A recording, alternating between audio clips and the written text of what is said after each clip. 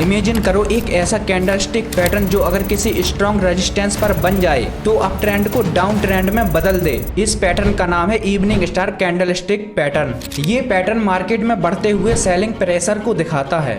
इस चार्ट को देखो, ये एक निफ्टी 50 का चार्ट है। इसमें आप देख सकते हैं कि प्राइस अप ट्रेंड में था और अचानक से इवनिंग स्टार कैंडलस्टिक पैटर्न बनता है और इस पैटर्न के बनते ही मार्केट रिवर्स हो जाता है। अब आप खुद सोचिए कि इस पैटर्न की साइकोलॉजी को समझना हमारे लिए कितना जरूरी है। तो चलिए इस वीडियो में हम इस पैटर्न की साइकोलॉजी को स्टेप बाय स्टेप समझते हैं और वीडियो के लास्ट में बताऊंगा कि इस पैटर्न पर कैसे ट्रेड करना है और ट्रेड एग्जीक्यूट करते समय कौन कौन सी गलती आपको नहीं करनी है। इसलिए इस वीडियो को एंड तक जरूर देखिएगा ताकि आपसे कुछ भी मिस ना हो सके। Let's start the video.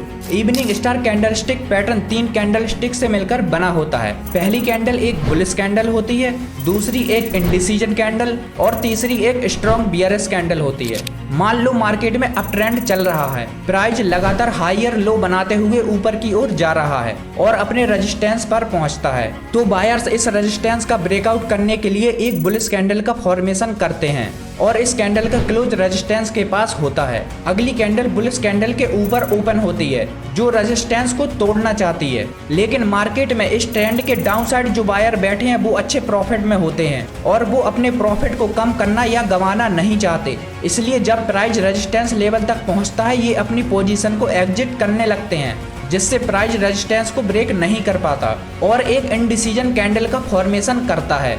जब भी मार्केट में बायर्स और सेलर्स अपनी पोजीशन को लेकर कंफ्यूज्ड होते हैं तो इस तरह की इनडिसीजन कैंडल बनती है और रेजिस्टेंस के पास इस कैंडल के बनने पर नए बायर्स मार्केट में अपनी पोजीशन नहीं बनाते और जो पुराने बायर्स मार्केट में पहले से बैठे हैं वो भी अपनी पोजीशन को एग्जिट कर रहे होते हैं, जिससे मार्केट में बाइंग प्रेशर कम हो जाता है। इस कम होते बाइंग प्रेशर को देखकर मार्केट में नए सेलर्स अपनी पोजीशन बनाना शुरू कर देते हैं, जिससे मार्केट में एक स्ट्रॉन्ग बियरिश कैंडल बनती है। अगर ये बियरिश कैंडल बुलिश कैंडल के 50% के नीचे या उसके ओपनिंग प्राइस के नीचे क्लोज होती है तो ये बढ़ते हुए सेलिंग प्रेशर का सिग्नल होता है। बियरिश कैंडल जितनी बड़ी होती है मार्केट में सेलिंग प्रेशर उतना ही ज्यादा होता है। इस बढ़ते हुए सेलिंग प्रेशर को देखकर मार्केट में नए सेलर्स अपनी पोजीशन को बनाने लगते हैं और मार्केट में डाउन ट्रेंड शुरू हो जाता है। अगर हम इवनिंग स्टार कैंडलस्टिक पैटर्न को सिंपल भाषा में समझें तो पहली कैंडल यानी बुलिश कैंडल दिखाती है कि मार्केट में बायर्स एक्टिव थे। दूसरी कैंडल यानी इंडिसीजन कैंडल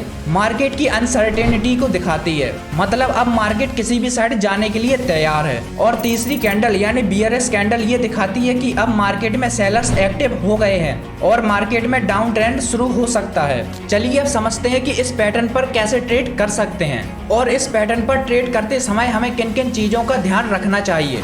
जब मार्केट एक अच्छे अप ट्रेंड के बाद इस कैंडलस्टिक पैटर्न का फॉर्मेशन रेजिस्टेंस पर करता है तो इस पैटर्न की बियरिश कैंडल के क्लोज पर एक शॉर्ट पोजीशन को एग्जीक्यूट कर सकते हैं, लेकिन ट्रेड एग्जीक्यूट करते समय इन चीजों को जरूर चेक कर लेना। नंबर 1, यह पैटर्न रेजिस्टेंस पर ही बना होना चाहिए। मार्केट में कई बार ऐसे कैंडलस्टिक पैटर्न बनते हैं जो फेक होते हैं, इसलिए हमें ट्रेड लेते समय यह ध्यान देना जरूरी है कि यह पैटर्न एक अप ट्रेंड के बाद रेजिस्टेंस पर ही बना हो। नंबर 2, वॉल्यूम को ऑब्जर्व करो। इस पैटर्न की तीसरी कैंडल यानी बियरिश कैंडल का वॉल्यूम देखो, ज्यादा है या कम। वॉल्यूम हमें बताता है कि मार्केट में रियल में सेलिंग इंटरेस्ट आया है या नहीं। अगर बियरिश कैंडल का वॉल्यूम ज्यादा हो तभी ट्रेड को एग्जीक्यूट करो। इस पैटर्न को जितने बड़े टाइम फ्रेम पर देखते हैं इसकी एक्यूरेसी उतनी ही ज्यादा होती है। नंबर 4, न्यूज का ध्यान रखें। अगर किसी स्टॉक के चार्ट पर इस तरह की सिचुएशन बनती है और उस स्टॉक के बारे में कोई नेगेटिव न्यूज आ जाती है तो उस स्टॉक पर ट्रेड मत करो। अगर आपको इस वीडियो से थोड़ी सी भी वैल्यू मिली हो तो चैनल को सब्सक्राइब और वीडियो को लाइक जरूर करें। Thanks for watching.